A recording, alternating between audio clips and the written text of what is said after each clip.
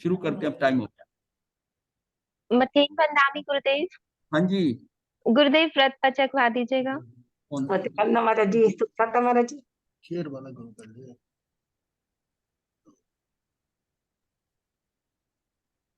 करो।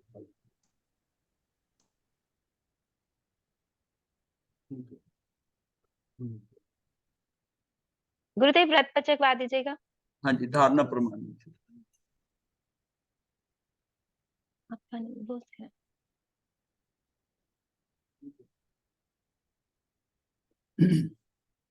धारणा प्रमाणित बहुत श्रेय, बहुत श्रेय। ये हमारा है। मथे बंदा मथे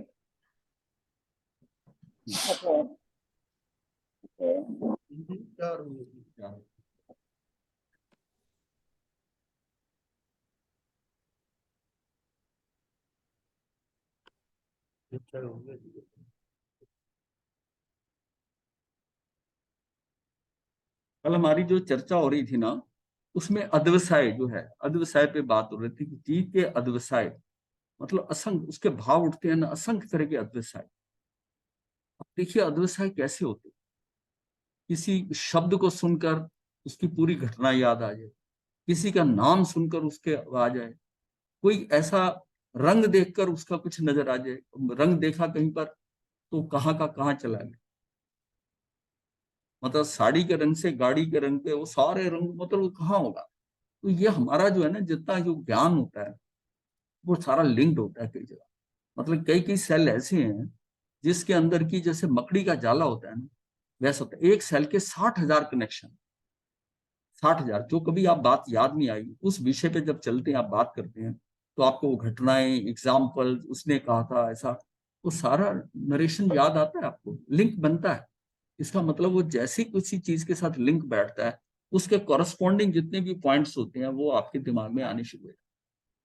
अब उस सिचुएशन में अगर किसी को कुछ कह दिया जाए, कोई शब्द सुन ले आदमी, तो उसी घटना को पकड़ ले, उसी को पकड़ ले। तो ये क्या, ये अध्यवसाय जो है, ये सिर्फ क्या है, ये हमारे जो अगुरु लघु शक्ति है, जो हमारी जो सामान्य गुण है इसका, वो सामान्य गुण के अंदर जो वेरिएशन होती है, षट गुण जो है वृद्धि और हानि हो रही है, उसकी फ्लक्चुएशन से जो उसके अंदर शक्ति के अंश है, जिसको हम अविभाग प्रतिच्छेद कहते हैं, उनमें घटपड़ हो रही है लगातार।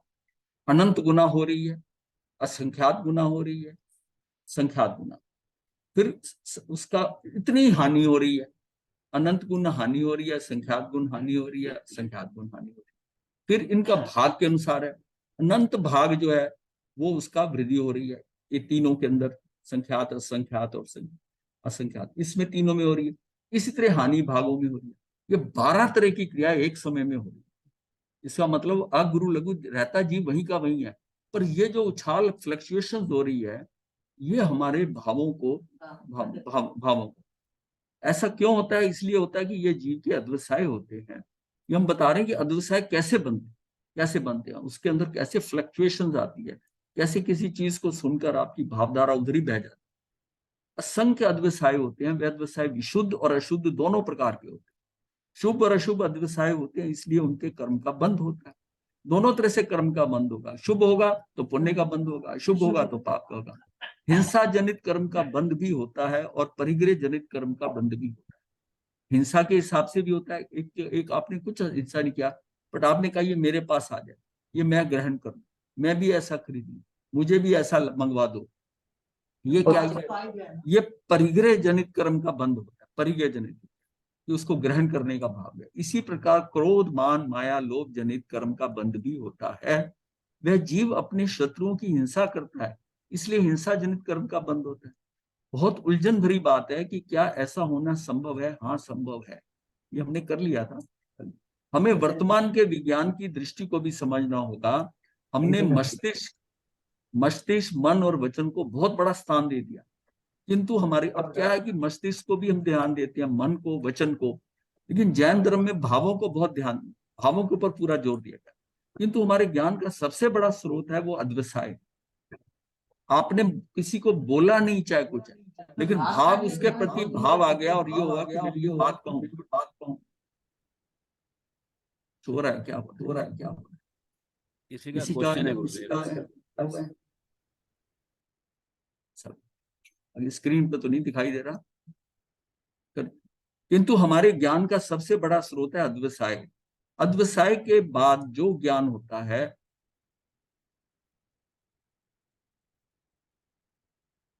जो ज्ञान होता है शारीरिक दृष्टि से, तो वहां ज्ञान के बड़े स्रोत हैं।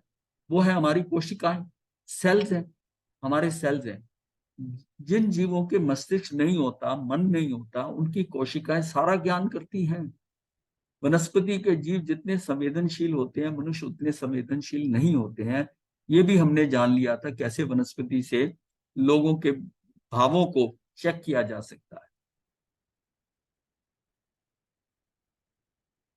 वैज्ञानिक वेक्सटन जो है ने वनस्पति पर अनेक प्रयोग किए, उसने कागज के टुकड़े, ये सारा हमने कर लिया।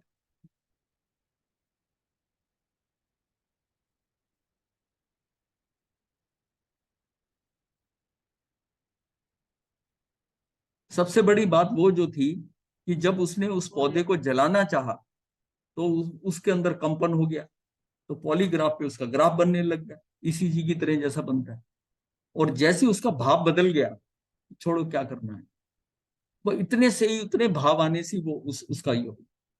तो मतलब एक पौधा जो है आपके भावों के परिवर्तन को कितनी सूक्ष्मता से पकड़ रहा है, वो एक पौधा पकड़ रहा है। इसीलिए जो जानवर है ना, आपके भावों को पकड़ते हैं।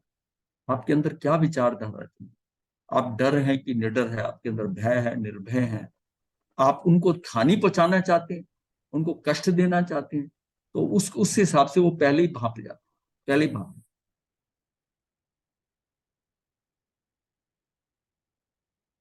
वैज्ञानिक वेस्टर्न ने दूसरा प्रयोग किया, ये वही था कि वो मैं इसको जलाने, कि मैं जला दूं पौधे को। तो मनुष्य दूसरे के मनोभावों को इस प्रकार नहीं जान पाता जैसा वनस्पति का जीव मनोभाव का ज्ञान कर लेता है। प्रश्न उठता है कि एक इंद्रिय जीवों के मन नहीं होता, तो फिर वह इतना सूक्ष्म ज्ञान उन्हें कैसे होता है। हमें यह याद रखना है कि मन ज्ञान का साधन नहीं है, वास्तव मन में जानने का साधन नहीं है। उनमें ज्ञान का स्रोत होता है, वह अध्यवसाय होता है। किसमें है? अध्यवसाय। जो ज्ञान कर अध्यवसाय के कारण ही वास्तव में वो साधन है। भावों से, भावों से आप ग्रहण कर, मन तो उसके बाद में उस पर मतलब उसकी जो है ना प्रक्रिया अलग होती है मन की। पहले है चैतन्य केंद्र, ये भी हमने देखा था कि चैतन्य केंद्र आत्मा है। फिर आता है कषाय का तंत्र, उसके बाद आता है अध्यवसाय का तंत्र। और इसमें यहां तक ये स्थूल शरीर का कोई संबंध नहीं रहता, यहां तक स्थूल शरीर का कोई संबंध नहीं है। चैतन्य का है, कषाय का है और अध्यवसाय, इसमें स्थूल शरीर का कोई संबंध नहीं रहता। ये केवल कार्बन शरीर और तेजस शरीर से ही संबंधित रहते हैं। यहाँ स्थूल अवयवों का कोई संबंध नहीं रहता। जो हमारे शरीर के अंग है ना, जो शरीर है, बाहर त्वचा है या कुछ भी अंग है, उसका साथ में इसका सारा लिंक का है। हमारा तेजस शरीर सूक्ष्म है और कर्म शरीर जो कार्बन शरीर उससे भी अधिक सूक्ष्म है। ये दोनों शरीर हैं, पर इनके कोई अवयव नहीं है, इनका कोई तेजस और कार्बन का कोई अंग उपांग नहीं है। अंग उपांग सिर्फ शरीर के ही हैं, इसके जो औदारिक है, व्यक्ति शरीर, उनके। ना हाथ, ना पैर, ना मस्तिष्क, कोई अवयव नहीं है, कोई इसका पार्ट नहीं है। ना सुषुम्ना है, ना सुषुम्ना शीर्ष है, जो ऊपर टॉप पे सुषुम्ना के होता है, वो भी नहीं है। जानने का कोई माध्यम नहीं है। वह सारा ज्ञान अध्यवसाय से होता है। ये स्थूल शरीर के बिना होने वाले ज्ञान की सीमा रेखा है। स्थूल शरीर के बिना हो रहा है ये ज्ञान, इससे परे स्थूल शरीर से होने वाले ज्ञान की सीमा, मतलब ये उससे परे होने वाली रेखा है। ये दोबारा लिखा, अध्यवसाय तंत्र के स्पंदन आगे बढ़ते हैं और वे स्थूल शरीर में उभरते हैं। जब वे स्थूल शरीर पर उभरते हैं, तब शरीर के साथ आत्मा का स्पंदन जुड़ता है। जो स्पंदन होते हैं ना, अगर स्पंदन आते हैं, वे स्थूल शरीर से में उभरते हैं। जो अध्यवसाय तंत्र है, अध्यवसाय तक पहुंच गए आप, अब जो स्पंदन हो रहे हैं, जब वे स्थूल शरीर पर उभरते हैं, तब शरीर के साथ आत्मा का स्पंदन जुड़ता है। वहां सबसे पहले चित्त तंत्र का निर्माण होता है, चित्त तंत्र बनता है। चित्त का निर्माण मस्तिष्क के माध्यम से होता है। अब ज्ञान स्थूल शरीर के अवयवों के माध्यम से अभिव्यक्त होने लगता है।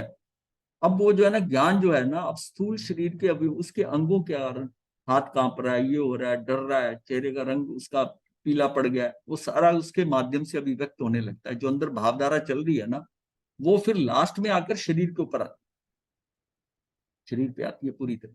डर गया ज्यादा तो लूज मोशन लग गए, रंग पीला पड़ गया, गुस्से में आ गया तो लाल हो गया, आंखें उसकी लाल हो गई।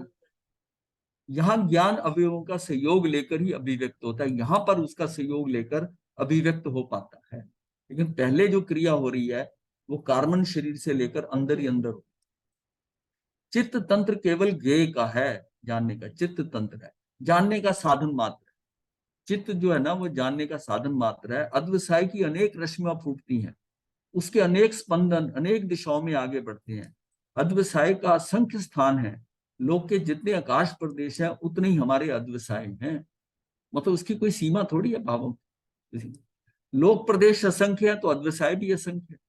वे चित्त पर उभरते हैं, उनकी एक धारा चलती है, वह भाव भाव की धारा यानी लेश्या। ये जो लेश्या बनती है ना, ये मेरी उस भाव धारा के कारण वो लेश्या। हाँ, ये जो है ना उसकी कैसे कहते हैं, व्यक्ति की भावधारा है। एक एक की ये लेशिया की इस पेड़ को काट दो पूरा, एक कहता नहीं उसकी शाखाएं काटो, वो काटो। ये उसकी उसके अंदर भावों की जो सिस्टम है, भावों का तंत्र बना, उसकी जैसे अंदर व्यवस्था है, चेतना चित्त है, जैसी आत्मा की निर्मलता है, वैसी विचारधारा वैसे भाव हो। उसको उसको वो भाव नहीं आएगा जो श्वेत लेशिया वाले को आता है कि जमीन पे पड़े खा लो, क्यों काटते हो। अब वो उसको भाव क्यों नहीं आया, उसको काटने का क्यों आया। हाँ, उसकी उसकी लेशिया जो है वो अप्रशस्त लेशिया है, वो उसकी जो है मतलब नील लेशिया, कपोत लेशिया, कृष्ण लेशिया जो भी है। तो अद्वसाय की एक धारा है, चित्त की एक धारा जो रंग के परमाणु से प्रभावित होती है, रंग के परमाणु के साथ जुड़कर भावों का निर्माण करती है, वह हमारी लेशिया तंत्र है या भाव तंत्र है। मतलब जो रंगों के अनुसार हो रही है, जैसी हमारी विचारधारा होती है, जिस तरह की विचारधारा हो रही है, अगर हमारी विचारधारा बड़ी शुद्ध है तो उसको कहा गया कि श्वेत लेशिया। श्वेत लेशिया मतलब वो जो सारा स्केच बनेगा वो सफेद होगा, रंग वर्ण उसका सफेद होगा। रंगों से जान लेते हैं ये हमारे जो रंग है ना, शरीर के बाहर जो आभा मंडल है, जो रंग है, ये व्यक्ति कैसा है। ये सरल है, बहुत मतलब चालाक है, क्रूर है, वो सारा उसकी जो है ना लेशिया से पता चल जाता है। लेशिया भी देखने के लिए ये है कि इतनी सूक्ष्म दृष्टि चाहिए कि व्यक्ति का आभा मंडल देख ले, उसकी लेशिया को देख ले, ये कैसी विचारधारा कर ले, ये कैसा व्यक्ति है। कई व्यक्ति आपको देख के नहीं लगता कि ये बड़े क्रूर होंगे, ये बड़ा भोला है। वो जो भोला है इसका मतलब इसमें गलती भी हो सकती है, पर इन जनरल ये होता है कि उसके चेहरे के नैन नक्श देखकर, चेहरे के हाव भाव देख के आप लगता है कि ये व्यक्ति बहुत शांत है, सीधा है, ये सीधा साधा। उसके अंग वैसे बता रहे होंगे उसके चेहरे, और उसके चेहरे के ऊपर अगर उसमें क्रूरता है तो वो कहीं ना कहीं रिफ्लेक्ट होगी, जब तक कि वो बहुत जबरदस्त एक्टर ना हो। मतलब वो एक्टिंग करके, अगर वो नेचुरल वे में कर रहा है तो आपको पता चल सकता है कि ये व्यक्ति क्रूर होने के चांस है, चेहरे से लग जाता है। उसमें 10-15% गलती हो सकती है, पर इन जनरल पता चलता है। हाँ, पता चलता है उसका चेहरे के कैसे बदलते हैं, भाव बदलते हैं कि अब ये शरारत करने जाएगा, अब ये कर रहा है ऐसा। तो उनकी एक धारा चलती है, वह है भाव, भाव की धारा यानी कि लेशिया। व्यवसाय की एक धारा है चित्त की तरफ धारा, जो रंग के परमाणु से प्रभावित होती है। चित्त की एक धारा वो है जो रंग के परमाणु से प्रभावित होती है। जैसी चित्त की वो धारा है, उससे परमाणु उस रंग के प्रभावित होते हैं। वो फिर उस परमाणु की वो जब जो पुद्गल परमाणु को खींच रहा ना, उनके रंगों से पता चल जाता इसकी लेशिया कौन सी, किस लेशिया की बात कर। वो जो अब परमाणु ले रहा है, जिस भावधारा से ले रहा है, जो भाव अंदर होने हैं, उसके परमाणु से पता चल जाता है। तभी उसके काले रंग के वो होंगे, वो कैसे। हाँ, वैसे यही बात है, रंगों के परमाणु के साथ जुड़कर भावों का निर्माण करती है, वह हमारा लेशिया तंत्र या भाव तंत्र है। इसके द्वारा ही सारे भाव निर्मित होते हैं। मतलब वो जो जब उसकी वृत्ति के अनुसार जो है चित्त का तंत्र बना, उससे जो उसने बाहर से पुद्गल लिए, उनके रंगों को देखकर, उसके रंगों के वो सारे भाव निर्मित होंगे। अब वैसी क्रूरता आ जाएगी। अगर कृष्ण लेशिया वाले हैं, काले हैं, तो ऐसी आ जाएगी। और अगर श्वेत लेशिया वाले हैं तो बड़ी सहजता से आपको ठहरा बनाए। इसका मतलब लेशिया का बहुत बड़ा प्रभाव है। लेशिया जितने भी अच्छे या बुरे भाव हैं, वे सारे लेशिया तंत्र के द्वारा निर्मित होते हैं। अब निर्माण उनका किसका हो रहा है, लेशिया तंत्र से हो रहा है। ये लेशिया के विषय में हमने सारा जाना था कि जितने भी अच्छे या बुरे भाव हैं वे सारे लेशिया तंत्र के द्वारा निर्मित होते हैं। अध्यवसाय प्रभावित करते हैं नाड़ी संस्थान को, मस्तिष्क को। जो आपको भाव ऐसे उठते हैं ना, आपका हेडेक होने लग जाता है। किसी की ऐसी बात है आपको चुभने लगती है, आपका शरीर जो है ना, आपको लगेगा कि ये सिर दर्द, हाँ, आपको मतलब लगता है कि आप कुछ ठीक नॉर्मल नहीं रहे ये जो सुनता। तो ये क्या है, अध्यवसाय प्रभावित करते हैं नाड़ी संस्थान को, मस्तिष्क को प्रभावित करते हैं। जब ये चित्त की दिशा में आगे बढ़ते हैं और जब ये लेशिया की दिशा में आगे बढ़ते हैं, तब ये प्रभावित करते हैं। चित्त की दिशा में आगे बढ़ते हैं और जब ये लेशिया की दिशा में आगे बढ़ते हैं, तो लेशिया का तो ये मतलब है कि उन रंगों से जुड़ते हैं, उन रंगों की उस तरह के। देखिए बाहर जो पुद्गल हम ले रहे हैं ना, उनके वर्ण, गंध, रस, स्पर्श सब में है। मैं किस वर्ण वाले खींच रहा हूं वो डिपेंड करता है मेरी अंदर की भावधारा क्या है, अंदर क्या चल रहा है। उसी हिसाब से आते हैं और वही उस भावधारा से आपकी लेशिया का भी निर्माण होता है। वो लेशिया बन जाती है अंदर, है ना। उसी तरीका आपकी विचारधारा वैसी हो जाएगी, बोलने का तरीका वैसा हो जाएगा। तभी ये प्रभावित करते हैं कि हमारी ग्रंथियों की, और उनके माध्यम से हमारे सारे शरीर तंत्र को प्रभावित करते हैं। बहुत गर्मी, गुस्से, तेज तेज बोलने वाले ऐसे लोगों के साथ बीच में रोना, आपको घबराहट होने लगे।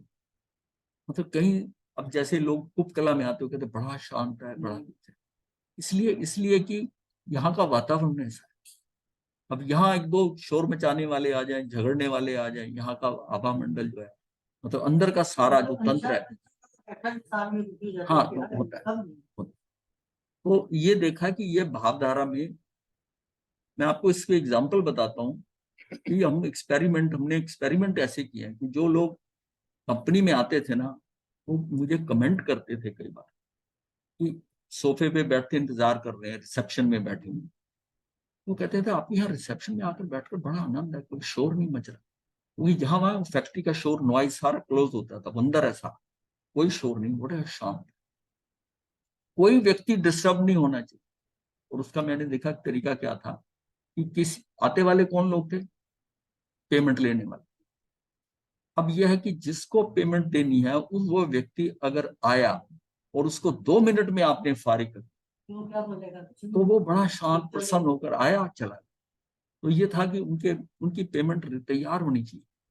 और जिसकी बाई चांस कोई ऐसी बात है, उसको पहले इन्फॉर्म करो कि आप आज नहीं आना, आप 2 दिन बाद आना, ये कहकर उसको इन्फॉर्म करो।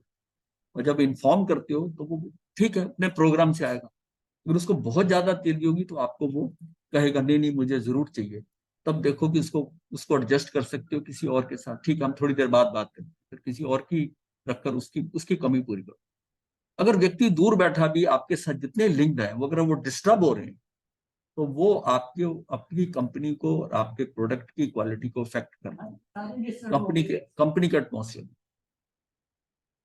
तो ये इसको हमने चेक करके देखा है, और व्यक्ति बड़ा शांत रहता है। उसका वो आया और उसको हो सकता है 10 मिनट लगे, उसको 2 मिनट में अगर हो सके तो लिफाफा चेक है तो उसकी वही तैयार करके रिसेप्शन पे रखो, वो अंदर घुसे ही ना। रिसेप्शन पे आया, उसका नाम, उसको रेगुलर आने वाला उसके हाथ में पकड़ाया, साइन करा उसने, वो चला। तो ये क्या होता है कि ये उसके भावधारा, वहां का एटमोस्फेयर ठीक है, ठीक है। ये हम नहीं जानते थे, हम रोज रहते थे। जो बाहर से आता था वो कहता था कि यहाँ बहुत शांति, बड़ा। कई बार कोई तमतमाता भी आता था तब भी ठंडा हो जाता। ये चेक करके देखा, ये चेक करके देखा कि ऐसा है। एक बार मैं राउंड लगा रहा था तो उसमें वो बात हुई, एक व्यक्ति ना कुछ गर्म होकर बोल रहा था डिपार्टमेंट में, अकाउंट्स में ऊपर आ गया वो, अकाउंट्स में उनसे झगड़ रहा था अकाउंट्स मैनेजर से कि भाई आपने, मैं तो अपने बेटे को दुकान पे बिठा के आया हूँ और मैं, पेमेंट मेरी ड्यू थी, तो मुझे आज बोला भी गया था कि आप आ जाना ले जाना, अब आप कह रहे हो कि पेमेंट अभी नहीं मिलेगी। मैं राउंड लगा रहा था, मैंने आवाज सुनी, मैं चला गया। मैंने देखा, मैंने क्या बात है, उसने बताई सारी। तो मैंने कहा इनको आपने इन्फॉर्म नहीं किया था कि आज आपकी पेमेंट नहीं, सुबह इनको फोन कर देना। बोले नहीं हमने नहीं। मैंने कहा फिर इनको पेमेंट दो। वो कहते कैसे दें हम? मैंने कहा रिजर्व में से। तो एक रिजर्व हमने रखा होता था, उसकी अथॉरिटी किसको होती थी, हम लोग जो थे ऊपर टॉप जो थे वो दे सकते थे। मैंने कहा उसमें से दे दो इसको पेमेंट, इसको सेटिस्फाइड करके बोलो। तो एकदम रिलैक्स हो गया, उसको दे दिया। मैंने कहा ये कितना नुकसान करके जा रहा है, ये यहाँ बोल रहा है ना, जो ये सारा एटमोसफियर को स्पॉइल करके जा रहा है जो हमने वर्षों से बनाया है। तो उसमें क्या कि रिलैक्सेशन होनी चाहिए, किसी को पड़ा, यही मतलब यह है कि दूसरे को आप वातावरण प्रोवाइड करो, वातावरण प्रोवाइड करो। जितने लोग आते हैं वो शांति से, वहां पर उनकी लेशिया वैसी रहे, वैसी भावधारा रहे। ये एक्सपेरिमेंट करके देखे हैं सालों साल तक, तो उसमें देखा कि आने वाला एकदम रिलैक्स हो जाता। तो ये हमने देखना, घर में भी यही एटमॉस्फेयर है कि कोई ऊंचा बोलता है, सहज बात करो, किसी को ऊपर अटैक ना करो। कोई आपस में चर्चा होती है जितना होता है, तो इसका मतलब घर का वातावरण आप खराब करो। इससे ज्यादा कूड़ा करकट और नहीं हो सकता कि जो आप किसी को तेजी से बोल रहे हो, वो जोर जोर से बोल रहा है, उसके कारण जो एटमॉस्फेयर आपके यहाँ आसपास है वो सारा जो है ना वो विषाक्त हो रहा है, विष घुल रहा है, उसमें विष घुल रहा है। हाँ, फर्क पड़ता है। अगर सारे सहज शांत मुस्कुराते रहते हैं, एक दूसरे को देख के मुस्कुरा रहे हैं, आ रहे हैं, जा रहे हैं, तो बहुत आनंदित वातावरण है। ये आप करके देखो कि आप मुस्कुराते रहो, आनंद से रहो। देखो प्रॉब्लम तो आती है, तो उसका हर चिड़चिड़ापन देके या उसके ऊपर जो है शोभ दिखाकर उसके ऊपर, ये कोई सोल्यूशन नहीं है, सोल्यूशन नहीं। उस सहजता में, इसीलिए जब स्थानक में आते हैं, मंदिर जाते हैं, मंदिर में क्यों लगता है कि ये बहुत शांत है, बड़ा आनंद है। वो उसी जगह बना है, वो भी एक बिल्डिंग ही है ना, लेकिन वहां जो भी आता है शांत भाव से, उसके मन में और कुछ भाव नहीं। वो उन मूर्तियों को देखकर या स्थानक में आकर साधुओं से मिलकर करके वो वातावरण वैसा हो जाए, वैसा हो जाए। यही वातावरण आप अपना घर में भी बना सकते, घर में भी बना सकते।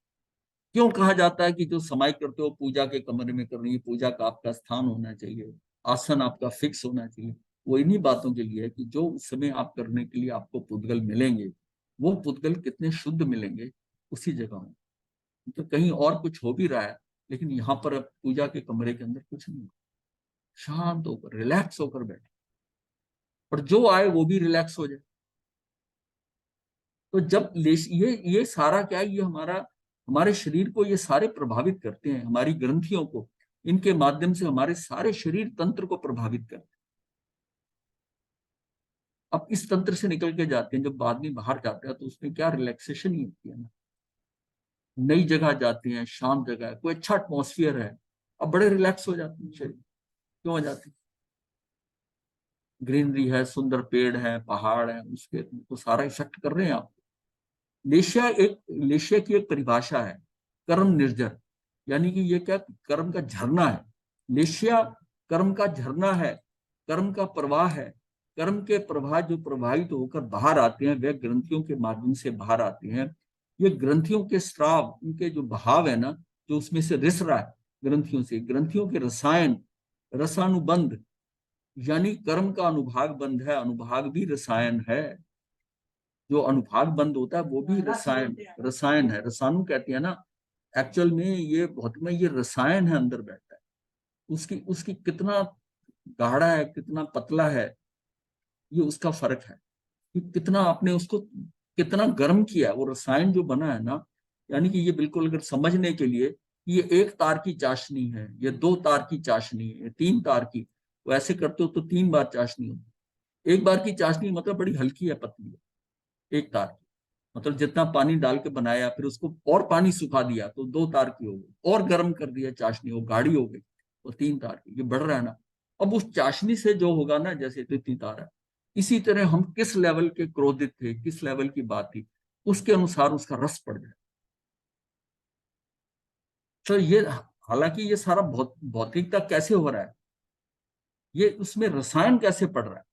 रसायन कितना पतला सा है, मतलब वो कर्म जब अलग हो रहा है आपके शरीर के साथ में, वो उस तरह की गोंद या लई से था कि वो बड़े आराम से सहज उतर गया। थोड़ी तकलीफ हुई, लेकिन छूटते छूटते वो तकलीफ थोड़ी सी देकर निकल गया, आपने सहन कर लिया। अगर वही चीज जब चढ़ा था, उस टाइम आपकी जो कंसंट्रेशन थी फेविकोल के समान थी, अब वो कर्म जो है ना वो हट रहा है वहां से, वो कितना आपको दुखी करेगा छूटते हुए। छूटना तो है उसने, अब उसका सारा जो चिपकाव था, जिसको इंग्लिश में टैग कहते हैं, टैग, वो सारा जो है ना वो आपकी खाल को खींच रहा है। हाँ, तो ये रसायन, ये किस्म से क्या, इसको हम कहते हैं जैविक रसायन। जैविक रसायन, ये जीव का रसायन जो है, ये रसायन रस आता है जैसे उसने, ये इसी तरह ही उसका रसायन जो होता है ग्रंथियों का, मेरी जैसी भावधारा है वैसा रसायन हो जाता है।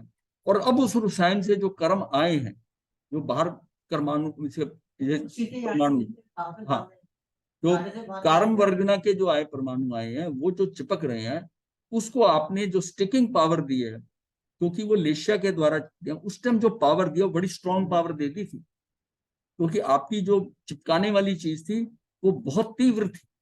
अब वो चिपके है ना, छूटते टाइम वो उतना ही दुखी करे, उतना ही दुखी करे। तो अनुभाग बंध भी रसायन है। कर्म का रसायन इन ग्रंथियों के माध्यम से बाहर आकर समूचे तंत्र को प्रभावित करता है। कर्मों का रसायन है, ग्रंथियों के माध्यम से बाहर आकर समूचे तंत्र को, पूरे सिस्टम को करता है। अब तक भी बेचारे मन का कोई भी स्थान नहीं आया। ये चित्त तंत्र और लेशिया तंत्र हमारे क्रिया तंत्र को प्रभावित करते हैं, हमारी क्रियाओं को प्रभावित कर रहे हैं दोनों।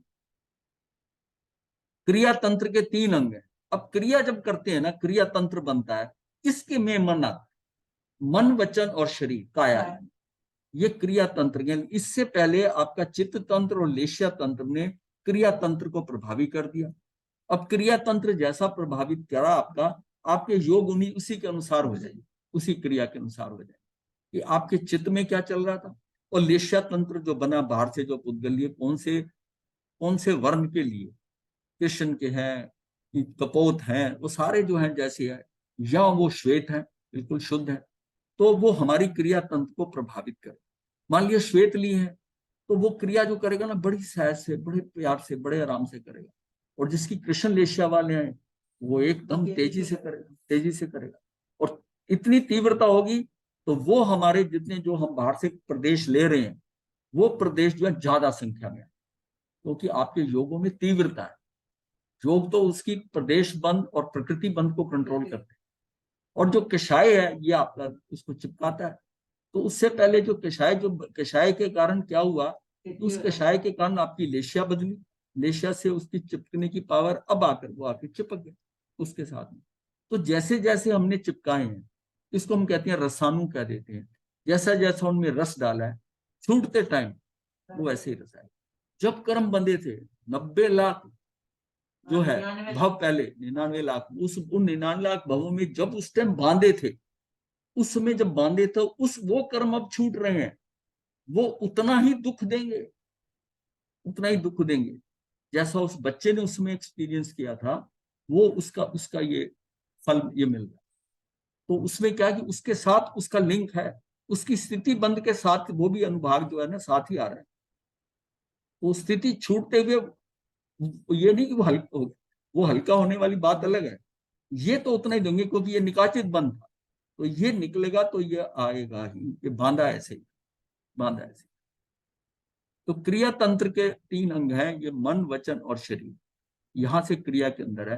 क्रिया तंत्र का एक अंग है मन, वह तो एक पुर्जा है, उसका कार्य काम करना। मन का कार्य ज्ञान करना नहीं है। मन का कार्य क्या है? मन का कार्य कर्म को बांधना नहीं है, मन का कार्य कर्म को तोड़ना भी नहीं है। मन का काम है ऊपर से मिलने वाले निर्देशों का पालन करना। वो तो मन अंदर से जो उठ रहा है, मन कहता है इंद्रियों के आगे पहले ये आ गया, 5 इंद्रियों से जो करवाना है, तो मन कहेगा ऐसे करो, ऐसे करो, ऐसे करो, ऐसे करो। वो मन का काम ऊपर से मिलने वाले निर्देशों का पालन करना है, उनको जो बताया जा रहा है उससे क्रियान्वित करना है, क्रिया करवानी है। वो मन से सारा खेल हो रहा है। इसी प्रकार वचन भी निर्देशों को कार्यान्वित करता है, शरीर भी निर्देशों को कार्यान्वित का साधन है, ज्ञान के साधन नहीं है। ज्ञान तंत्र चित्त तंत्र तक ही समाप्त हो जाता है। ज्ञान तो आपका चित्त तक ही है। अब चित्त तक ही ज्ञान तंत्र चलेगा।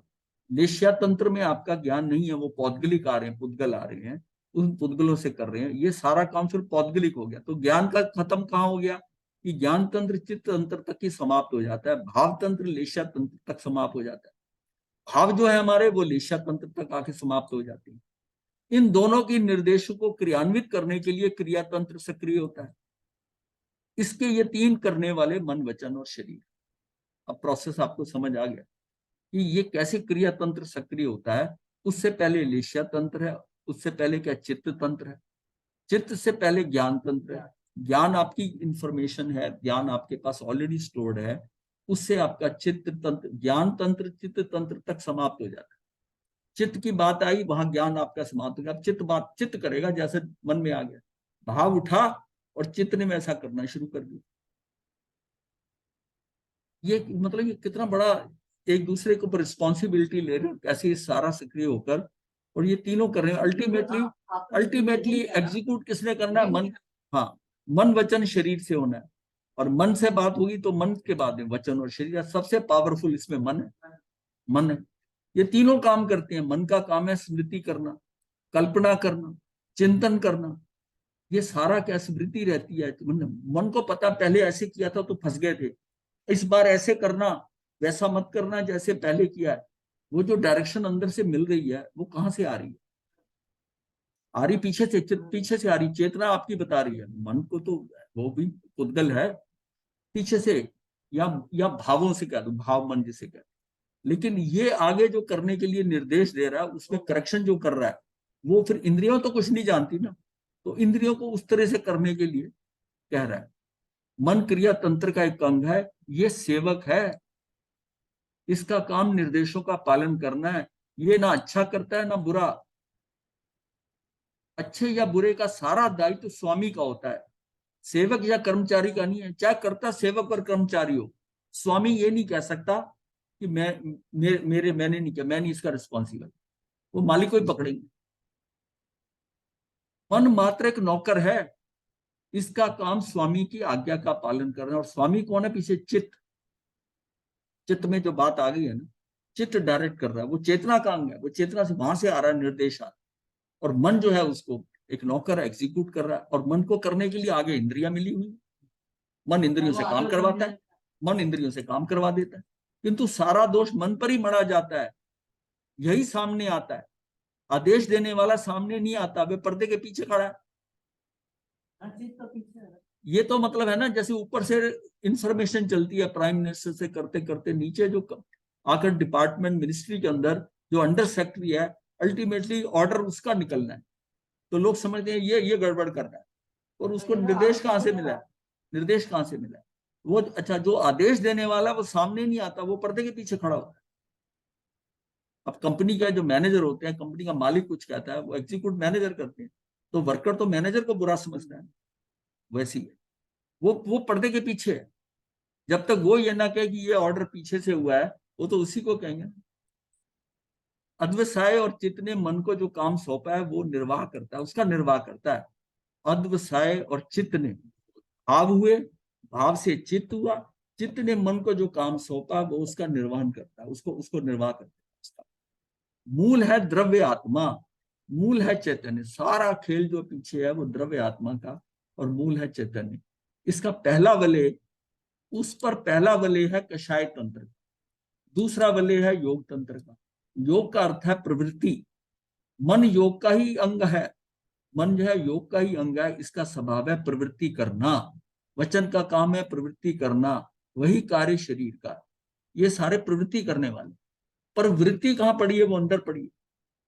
वृत्ति जो है ना, वृत्ति हमारी अंदर पड़ी हुई है, अंदर से जो चलती है वृत्ति के अनुसार जो है वो बाहर प्रवृत्ति हो रही है। हाँ, प्रवृत्ति हो रही है। जब आप उसको मतलब यह सही, तब वह उत्पन्न होता है, जब पैदा नहीं करते वह उत्पन्न। मन कैसा है? मन को तो आप उसको उससे बात करते हो तो चलता है। मन तो मन है, कभी मन है कभी मन नहीं है। मन तो ऑन ऑफ होता रहता है। मन का उपयोग आप हमेशा नहीं करते हो। मन जो है उस समय है जब दिमाग चिंतन चल रहा है और मन से आगे ऐसा करेंगे ऐसा करेंगे, मन वहां आ रहा है। उसकी डेफिनेशन यह है, when brain is in action then it is mind. हमने मन के when brain is in action, ये काम करे ना, ये एक्शन में आ गया है, तब ये मन है, मन है। और जब इसके मन में करके चलते करते हुए फिर ब्रेन के अंदर डिसीजन आ जाता है, तब ये बुद्धि है। तो इसे शुरुआत कहां से? चित्त, चित्त मन बुद्धि अहंकार, उसके लिए सिस्टम एक ही है। और आपके शरीर में ऐसा सिस्टम जो भावों से लेकर क्रिया तक मन का सोचना करने का कोई और अंग ही नहीं है। आप हृदय से कहते हो मेरा हृदय ऐसा है, हृदय तो एक पंप है, वो तो खून को ऊपर नीचे करता है। खून आता है, उसमें से सर्कुलेट करता है, बॉडी की सर्कुलेशन करता है। आप जरा सोच के देखो कि आपको कौन सा अंग ऐसा मिला है जिसमें कि आपके भावों को एग्जीक्यूट करने के लिए मन भी हो जाए, मन आगे डायरेक्शन दे दे कि ये इंद्री करे, मैं उधर देखूं, मैं ये खाऊं, ये करूं। ये सारा कहां से हो रहा है? वो सारा यहां से हो रहा है। सारा यहाँ से। और कोई अंग ही नहीं है, देख के जरा सोच के देख लो कौन सा अंग है शरीर का जो कि ये इतना सिस्टम कर सकता हो। ये आपको दुख हुआ, ये सुख हुआ, ऐसा कौन सा अंग है? वो यही है। गर्म पे हाथ लगा, हाथ पीछे हो गया, ये सारा कंट्रोल किसने करा? इसने करा, नर्व सेंटर। तो ये सारा खेल इसका है। हाँ, इसको वो बॉम्बे में कहते हैं इसका ऊपर का माला कमजोर है। ये ऊपर से ना कमजोर है। जब मनुष्य मनोवर्गना के पुतलों को ग्रहण करता है तब मन उत्पन्न हो जाता है।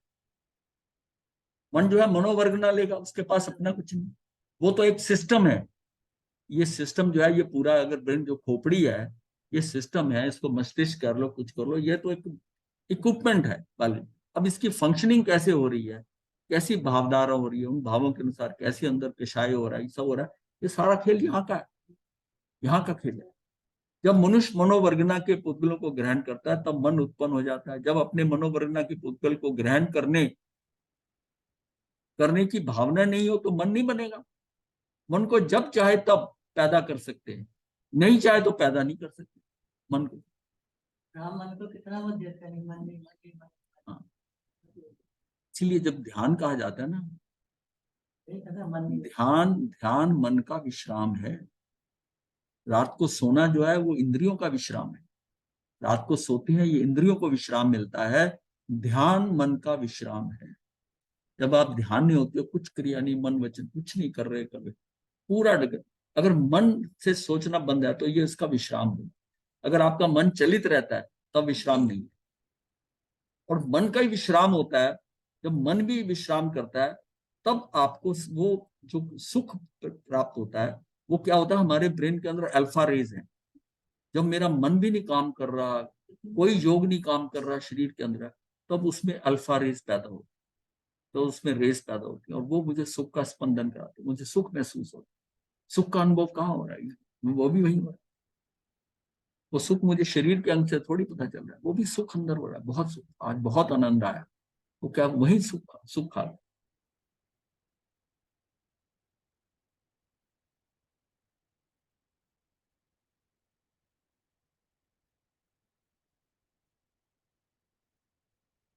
वास्तव में हमें शरीर के प्रति जागृत होना है, वचन के प्रति जागृत होना है, मन के प्रति जागृत होना है। हमें जागृत इसलिए होना है कि इन तीनों में कोई दोष ना आने पाए। अब जागृति का सजग होना क्या है? सजग ये है कि मैं जो क्रिया कर रहा हूं इसके आफ्टर इफेक्ट्स, इसमें किसको हानि हो रही है, किसको लाभ हो रहा है, कैसा हो रहा है, मुझे मुझे खुद को नुकसान हो रहा है, सिस्टम खराब हो रहा है, वो सारा देखना है। वचन के प्रति मैं ये वचन बोल रहा हूँ, बच्चे के आगे वेकबलरी जो है आप बोल रहे हो, वचन के प्रति जागृत नहीं। जो माता पिता बोलने के अंदर आपस में लड़ाई झगड़ा करते हैं, वचन के प्रति जागृत हैं, उनके बच्चों के वही वैकुंडरी ग्रहण करते हैं। जो छोटे छोटे बच्चे गालियां देने लग जाते हैं, वो क्या, वो इसके प्रति कि वो जागृत नहीं, वो वचन के प्रति जागृत नहीं। तो धीरे धीरे आप देखोगे कि बोल चाल ये आगती है, खराब होती जाती है। आज जिस सिस्टम में बोल चाल चल रही है ना, समझो वाणी, इससे आज से आप 10-20 साल पीछे देखोगे तो वाणी उतनी खराब नहीं थी। सिस्टम वही चल रहा था, एक दूसरे से झगड़ा भी होता था, दो चार बात कर। अब जो है ना, वो बहुत ज्यादा फर्क पड़ गया। मतलब हमारे देखते देखते 20-25 साल के अंदर एक दूसरे के ऊपर लांछन, ये भाषा, ये लैंग्वेज, मतलब ये है वो। हाँ, मतलब उस टाइम भी चलती थी, वो अलग थी। यहाँ पर मतलब देखिए, आदमी का सिस्टम होता है कि एक एक काल वो था कि उसको हकार करके हर के ना हक कर दिया, मकार, फिर उसके बाद मकार कर दिया, फिर धिकार करा। तो जब पहले जब जब हुआ, जब पहला फेज आया तीसरे आर्य के अंदर, जब कुलकर वगैरह आए, तो उन्होंने कहा, जैसे ही वो कोई किसी ने गलती करी तो हा, मतलब हा करना ही वो लज्जित हो जाता था। इसका मतलब उसका लेवल वो था कि हा कहने से वो लज्जित हो जाता है। इसको हम कहते थे हकार।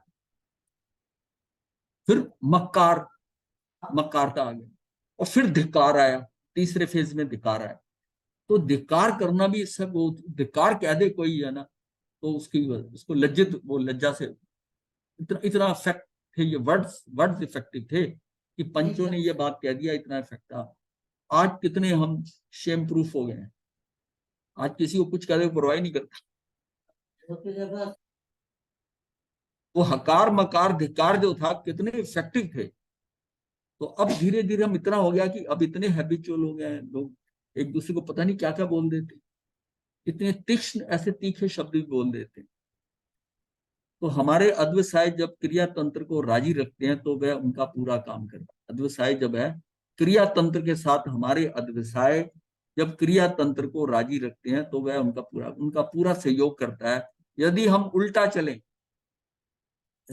चलें, क्रिया तंत्र को हम बाहर से राजी रखना आरंभ कर दें और अद्वसाय तंत्र को असहयोग करना सिखा दें, तो हमारी साधना की पहली मंजिल तय हो जाए। अद्वसाय तंत्र का असहयोग करना सिखा दें, मतलब उसको असहयोग करना सिखा दें, वो सहयोग नहीं कर रहा, तो हमारी साधना की पहली मंजिल तय हो जाएगी। इसलिए उपशमन की प्रक्रिया से हमें मन के स्तर पर जागृत होना है। मतलब उपशमन कर दिया, दबा दिया, वहीं पर ये हुआ, छोड़ो इसको। वचन पर जागृत रहना कोई कह रहा है उसको नहीं, और शरीर पर जागृत होना।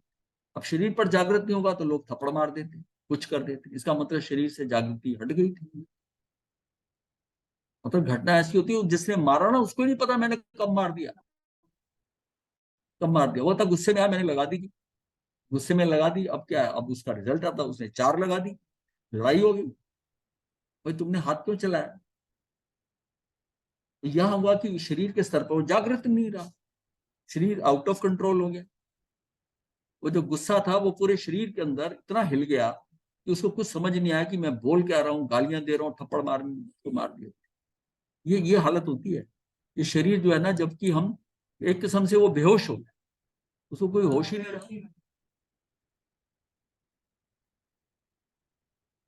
क्या की प्रक्रिया इससे भिन्न है। दोषों को क्षीण करने के लिए हमें जागना है, उसकी कोई दूसरी पद्धति है। मतलब क्या, क्षय की प्रक्रिया उससे भिन्न है, उसको खत्म ही करना है। दोषों को क्षीण करने के लिए सिर्फ हम अगर जागृत रहेंगे तो दोषों को क्षीण कर देंगे, उनको हल्के कर देंगे। लेकिन अगर क्षय करना है तो उसके लिए कोई दूसरी प्रक्रिया करनी पड़ेगी। ये तो हो गया। तो ये पद्धति क्या है, जैसे उपशमन किया बाद में, अब एक उसको टोटली जो है ना क्षय कर दिया हमने। तो क्षय की जो शक्ति है उसको पूरा टोटली खत्म करना है, तो फिर आपको उसके लिए कुछ और करना होगा साधना के अंदर। एक होता है कि आप जागृत रहे, आप उसको ठीक है, लेकिन आपके अंदर भाव तो उठा ना वो करने का, तो आप जागृत हो गए, आपने कंट्रोल कर लिया।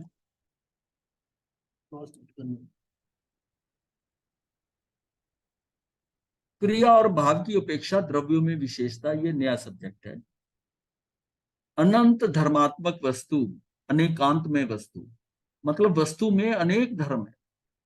अनंत अनंत धर्मात्मक हम कहते हैं। जैसे आत्मा में अनंत शक्तियां होती हैं, इस तरह हम कहते हैं कि वस्तु जो है अनंत धर्मात्मक है। हाँ, द्रव्य नहीं, मतलब उसके अंदर जो है ना उसकी शक्तियां हैं। जैसे आत्मा की अनंत शक्तियां, मतलब एक चीज को आप देख रहे हो तो उसमें अनंत धर्मात्मक है, उसके कई धर्म है। धर्म मतलब उसको गुण ले लो, वो अनंत गुण है, ये समझ। जैन दर्शन की मान्यता है कि प्रत्येक वस्तु अनंत धर्मात्मक है, और कई बार इन अनंत धर्मों में परस्पर विरोध सा भी प्रतीत होता है, प्रतीत होता है। जैसे एक व्यक्ति में पिता, पुत्र, पति और भाई आदि अनेक परस्पर विरोधी संबंध है, यानी ये गुण होते हैं, ये संबंध। तो सामान्यतः ये विरोध दिखाई पड़ता है कि अभी, क्योंकि जो पिता है वो पुत्र कैसे हो सकता है, अभी पिता कहा था अभी पुत्र, अथवा जो पति है वो भाई कैसे हो सकता है। इस विरोध का समाधान जैन दर्शन करता है। जैसे कि एक व्यक्ति है, एक व्यक्ति अपने पिता की अपेक्षा से पुत्र है और अपने पुत्र की अपेक्षा से पिता है, पत्नी की अपेक्षा से पति और बहन की अपेक्षा से भाई है। तो ये सापेक्षता है ना, रिलेटिवली उसको देख रहा है कि मैं इसका भाई हूं, इसका पति हूं, इसका पुत्र हूं और इसका बाप हूं। तो ये क्या है कि उसकी रिलेटिवली है, इसका मतलब उसके अंदर कितने ये अनंत, ऐसे अनंत हो सकते हैं, अनंत होते, ये चीज बताई जा रही है। ये सापेक्षवादी जैन दर्शन है। अनेकांत जो कहते हैं, अनेकांत दर्शन को बताने के लिए सापेक्षवाद की जरूरत पड़ती है। सयादवाद जो है सापेक्षवाद। देखिए, आप किसी चीज को जान सकते हो, इकट्ठा जान सकते हो कि इसमें ये भी है, ये भी है, ये भी है, ये जान ले इकट्ठा, इसमें इतने गुण हैं। जब आप उसको किसी को बताने लगोगे तो फिर एक एक करके बताओगे ना, एक एक करके बताओगे, ये इसमें ये गुण है, ये गुण है। उसमें आप देखोगे किसको प्रायोरिटी पहले देनी, मुख्य किसको करना है, गौण किसको करना है, ये आप पे डिपेंड करता है। लेकिन आप बता तो सारे रहे हो। तो यही बात है, समानता, ये विरोध दिखाई देता, मतलब अपने को सापेक्षवाद में जैन दर्शन, यही जैन दर्शन का अनेकांत सिद्धांत है कि जो हम ये कहते हैं ना कि आत्मा नित्य है, और क्यों द्रव्य के अनुसार नित्य है, और पर्याय से कह देते हैं नित्य है। तो इसकी सापेक्षा द्रव्य और पर्याय से मतलब, अगर द्रव्य नित्य है तो फिर भगवान ने कहा ये परिणाम ही नित्य है, परिणमन भी हो रहा है और नित्य भी है। तो उसके लिए अगर हम कहें कि आत्मा नित्य है तो बात तो गलत हो जाती है, कि पर्याय तो उसके प्रति समय बदल रही है, ये भी है। तो दोनों है, मतलब किसी की अस्थि है, किसी की नास्ति, अस्थि नास्ति दोनों चल रहे हैं। दोनों को एक ही बार में बताना, उनकी सापेक्षता बता देनी, ये स्यादवाद है, स्यादवाद। और यही हमारा अनेकांत दर्शन है। यहाँ सापेक्षवाद ही जैन दर्शन है, यही जैन दर्शन का अनेकांत सिद्धांत है, जो जैन दर्शन की आधारभूत शिला है।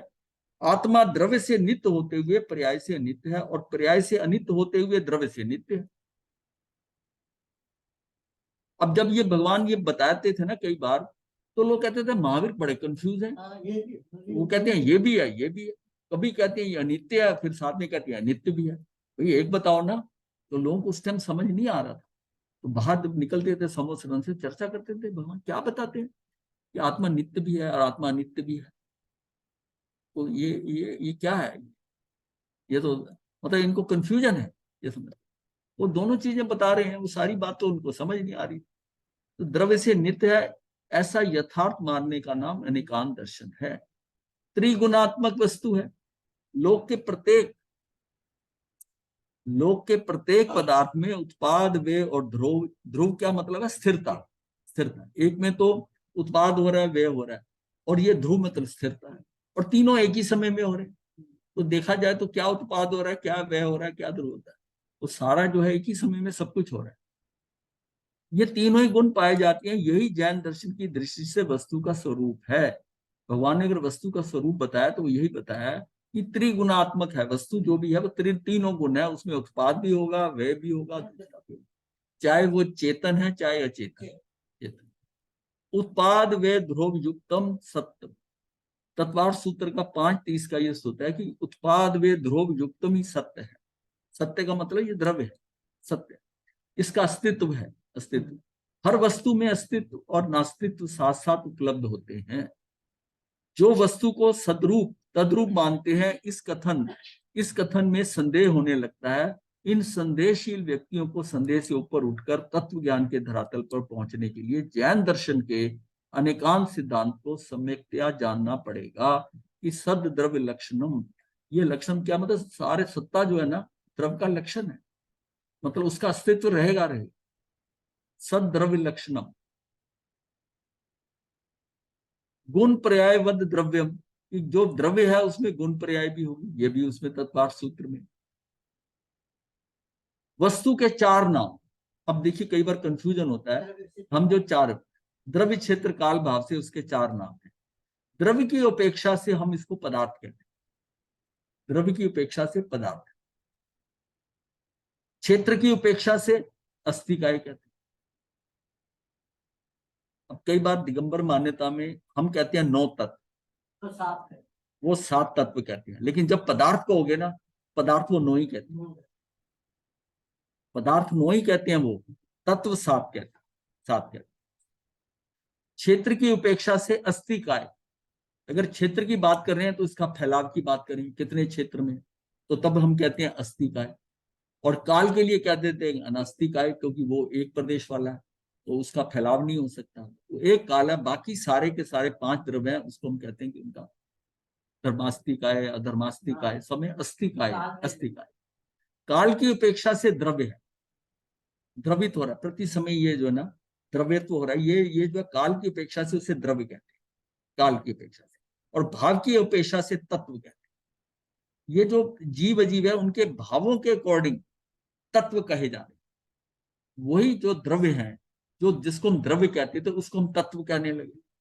तो जब तत्व कह रहे हैं, तत्व का मतलब भाव से। 9 तत्व जो है तो जीव और जीव के, वो जीव अब क्या भाव कर रहा है, आश्रव, उसकी आश्रव हो रहा है, पुण्य बंद कर रहा है, या वो निर्जरा का भाव है, संवर है उसके अंदर, वो उसकी भाव की अपेक्षा से है, वो तत्व में। उसी जीव के, जीव अजीव के, वो क्या हुए, सारे तत्व बन गए। तो तत्व क्या है, भाव के गुण। ये क्या है, ये जीव का मतलब, ये पदार्थ का जो चीज है, ये द्रव्य का सार बता रहा है, तत्व बता रहा है। ये शब्द रिपीट होते हैं ना, इसको बड़ा इंपॉर्टेंट है इसकी क्लासिफिकेशन। ये द्रव्य की अपेक्षा से पदार्थ है, क्षेत्र की अपेक्षा से अस्थिकाय है, काल की अपेक्षा से द्रव्य है, और भाव की अपेक्षा से तत्व है। कहा गया ना कि 9 तत्वों को आपने जैसे जिन भावों से भगवान ने समझाया, अगर उन्हीं भावों से वैसा समझते हैं तो ये सम्यक दर्शन है। उन्हीं भावों से अगर समझते, जिस रूप में बताया। क्रिया और भाव की अपेक्षा द्रव्यों में विशेषता क्या है? द्रव्य गुण और पर्याय ये हम कर रहे हैं, ये द्रव्य गुण पर्याय हमने बहुत किया है। द्रव्य गुण पर्याय, द्रव और गुण भेद विवक्षा से भिन्न भिन्न कहे जाते हैं। द्रव है गुणों का समूह, और वह समूह ही द्रव्य, मतलब जहां पर द्रव्य गुण है, सारे गुण मिलते हैं। अब गुण किसको कह रहे हैं, और उसको हम अभेद दृष्टि से कोलेक्टिवली देखते हैं तो हम कहते हैं द्रव्य है। और अगर हम अलग अलग गुणों के हिसाब से कहते हैं तो हम इसमें इतने गुण हैं। यानी कि द्रव्य जो है गुणों का समूह है, गुणों का समूह एक दूसरे पर आश्रित है। अगर मतलब गुण ना हो तो द्रव्य होगा क्या? क्या द्रव्य होगा अगर गुण ना हो? द्रव्य के बिना गुण हो सकता है कोई? कोई तो होगा ना गुण, तो उसका द्रव्य होगा, उसका रंग रूप किससे होगा? उसका कुछ तो होगा ना। तो एक दूसरे पर आश्रित है। मिश्री में मिठास है, मिर्ची में चरकास है, नमक में खरास है, जल में शीतलता का गुण है और अग्नि में उष्णता है। गुण को गुणी द्रव्य से पृथक नहीं कर सकते। ये इसको, इस गुण को जल में से शीतलता निकाल सकते हैं हम क्या? नहीं निकाल सकते। अगर गर्म भी करेंगे, उष्णता आएगी थोड़ी देर बाद, फिर ठंडा हो जाएगा, ठंडा हो जाएगा। तो जल में शीतलता, अग्नि में उष्णता नहीं निकाल सकते, कहोगे अग्नि ठंडी है, ऐसा भी नहीं हो सकता। सर्वकाल और सर्व अवस्थाओं में वह गुण उस गुणी से पृथक नहीं हो सकता। वह उस गुणी में ही व्याप्त होकर रहता है, उसी में फैले रहता है, उसी में घेरे रहता है, व्याप्त होकर रहता है। मतलब जो गुण है वो गुणी में ही रहते हैं। गुण और गुणी की बात है ना। जब गुणी कह रहे हैं तो वो द्रव्य है और गुण उसके गुण है। गुण कई गुण हो सकते हैं। 1 किलो का डला मिश्री का मीठा है, उसकी 1 ग्राम की डली भी मीठी है। कल भी मीठी थी, आज भी मीठी है, आने वाले कल में भी मीठी होगी। मीठी होगी या मीठी लगेगी। डली का, ये डली होगा, डली, डली की, हाँ नहीं, दिल्ली की मिश्री, ये दिल्ली है, दिल्ली की मिश्री भी मीठी है, और मुंबई की अन्य स्थान पर भी वैसी मीठी लगेगी। गुण गुणी में तदात्म्य संबंध होता है, किसी संयोगवश नहीं होता, क्योंकि जहां संयोग होता है वहां वियोग भी होता है। वो उसमें गुण थोड़ी निकल जाएंगे, मिश्री में से मिठास थोड़ी निकल जाएगी, पानी में से थोड़ी निकल जाएगी। वो उसका तदात्म्य संबंध है। पानी का शीतलता के साथ तदात्म्य संबंध है, संयोग नहीं है। संयोग तो उस अग्नि का होता है जब पानी गर्म करते हो, और संयोग हुआ, अग्नि का, अग्नि हटा दी, वो ठंडा हो गया, वो वियोग हो गया। गुणों में से ही पर्याय निकलती हैं, यानी कि द्रव्य में से निकलती हैं। अब बात आती है कि पर्याय सबकी अलग अलग है। पर्याय तो हम कहते हैं गुणों में से ही पर्याय निकलती हैं। कोई भी द्रव्य सदा काल एक जैसा नहीं रहता, उसके गुण भिन्न भिन्न समय में पर्यायंतरित होते हैं, अर्थात एक जैसे नहीं रहते, परिवर्तित होते रहते हैं, अर्थात बदलते रहते हैं। उसी से उत्पाद व्यय होता है। एक पर्याय अवस्था का व्यय नाश होते ही दूसरी पर्याय का उत्पाद होता है। द्रव्य सदा ध्रुव, यानी कि वैसे का वैसा ही रहता है। प्रत्येक द्रव्य की सत्ता उत्पाद वे ध्रुवात्मक है। उत्पाद वे और ध्रुवता में समय भेद नहीं है, तीनों एक समय में, समय भेद नहीं है। हाँ, गुण गुणी में भी जो है ना, प्रदेश भेद नहीं है, वस्तु भेद है, नाम भेद है, नाम भेद है। नाम से आप कहेंगे कि इसका नाम ये है, इसका नाम ये है, लेकिन वस्तु भेद। द्रव्य का लक्षण क्या है? जो अपने स्वभाव को ना छोड़ता हुआ उत्पाद वे ध्रुव से संबंध रहता है, गुणवान है, पर्यायों सहित है उसे द्रव्य कहते हैं। जो अपने स्वभाव को ना छोड़ता होगा, स्वभाव नहीं छोड़ रहा अपना, उत्पाद वे और ध्रुव से संबंध रहता है, ये सब ये चल रहा है तीनों उसमें, गुणवान है और पर्यायों सहित है, उसे द्रव्य कहते हैं। द्रव्य गुण त्रिकाल सत्य है, उनकी प्रवर्तमान यानी अवस्था यानी कि पर्याय जो है वह वर्तमान सत्य है, उसकी जो पर्याय है ना वो वर्तमान का सत्य है। बाकी वो जो क्या है द्रव्य और गुण क्या है वो त्रिकाल सत्य, दोनों का फर्क समझ। द्रव्य और गुण त्रिकाल सत्य है और जो पर्याय है वो वर्तमान का सत्य है, एक समय का सत्य है, वो भी सत्य है। उत्पाद वह से रहित नहीं होता, वह उत्पाद से रहित नहीं होता। उत्पाद हो जाए, उत्पाद हो वह नहीं हो ऐसा तो नहीं हो, और वह हो जाए तो उत्पाद ना हो ये भी नहीं होता। उत्पाद तथा वे दोनों ही द्रव्य रूप पदार्थ के बिना नहीं होते। किसी भी द्रव्य में नूतन पर्याय की उत्पत्ति उसकी वर्तमान पर्याय के नाश के बिना नहीं हो सकती। नई पर्याय की उत्पत्ति जो पुरानी वाली है उसके नाश के बिना, उसके क्षय के बिना वो खत्म होगी और दूसरी आएगी। पूर्वोत्तर पर्यायों में एकता ध्रुव के बिना संभव नहीं हो सकती। पूर्वोत्तर पर्यायों में एकता ध्रुव के बिना, और पूर्वोत्तर पर्याय जो है जो ध्रुवता है वो उसके बिना संभव नहीं हो सकती। ध्रुवता तो रह रही है, तो इसका मतलब वो भी वहां पड़ी है ना। वो पर्याय जो आज अभी दिखाई हो रही है उसके पीछे वाली पर्याय जो है वो भी उसी में पड़ी है, उसमें है। तो पूर्वोत्तर पर्यायों में एकता ध्रुव के बिना संभव नहीं हो सकती। अतः उत्पाद आदि तीनों धर्म परस्पर में अभिन्नभूत हैं, एक दूसरे के बिना नहीं रह सकते, तीनों का आपस में संबंध है, अर्थात एक दूसरे के बिना नहीं हो सकते, तो अभिन्नभूत कहते हैं इसे। जो भी सत्ता स्वरूप वस्तु है वह द्रव्य गुणात्मक है, उसमें द्रव्य भी होंगे गुण भी गुणात्मक। इसमें जो भी सत्ता अभेद रूप से द्रव्य कहलाती है वही सत्ता भेद रूप से गुण कहलाती है, ये हमने जाना। उस सत्ता को अभेद रूप से देख रहे हो, अभिन्नता से देख रहे हो तो वो द्रव्य कहलाएगी, और उसकी अगर सत्ता को भेद रूप देख रहे हो कि इसमें क्या क्या है ऐसा कर रहे हैं तो वो गुण कहलाए। इसी का नाम अनेकांत दर्शन है। ये अनेकांत दर्शन है कि वो अभेद रूप से भी है, भेद रूप से ऐसा है, अभेद रूप से ऐसा है। फिर हम कहते हैं क्रमवर्ती रूप है और अक्रमवर्ती रूप है, वर्तना जिसका लक्षण। वो क्रमवर्ती मतलब क्या है कि क्रम से हो रही है, एक जाता है दूसरी आती है, एक जाता है, जैसे समुद्र में लहरें उठ रही है, वो क्या क्रमवर्ती, क्रम उसकी वृत्ति जो है ना क्रम पूर्वक।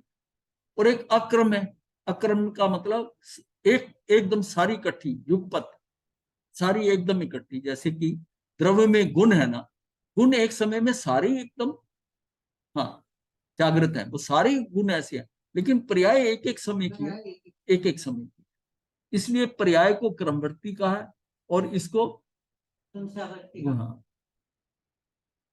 उत्पाद वे ध्रुवत्व शक्ति है, ये उत्पाद वे ध्रुवत्व क्या शक्ति है, क्रमवर्ती रूप पर्याय उत्पाद वे रूप है और अक्रमवर्ती गुण जो है वो ध्रुवत्व रूप है। ये दोनों का फर्क आ गया ना। क्रमवर्ती का मतलब है वो उत्पाद वे रूप है, वो पर्याय होगी, और अक्रमवर्ती जो एक रूप में वो ध्रुवत्व रूप है। गुण तो है तो वो तो ध्रुव है ना, द्रव्य ध्रुव है। वो तो वैसे का वैसे ही है।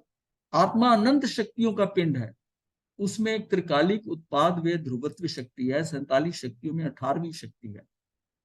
कैसी है ये शक्ति, तो कहते हैं कि क्रमवर्ती रूप अर्थात एक के बाद एक वर्तने रूप पर्याय है, और अक्रमवर्ती रूप अर्थात एक साथ त्रिकाल वर्तने रूप गुण है। ये उसकी शक्ति के कारण हो रहा है। ये 47 शक्तियां जो आत्मा की हैं, उस शक्ति में एक शक्ति जो 18वीं शक्ति है वो उसकी उत्पाद वे ध्रुवत्व शक्ति है। हाँ, ठीक, ये उसमें आ गया 47 शक्तियों का देखो।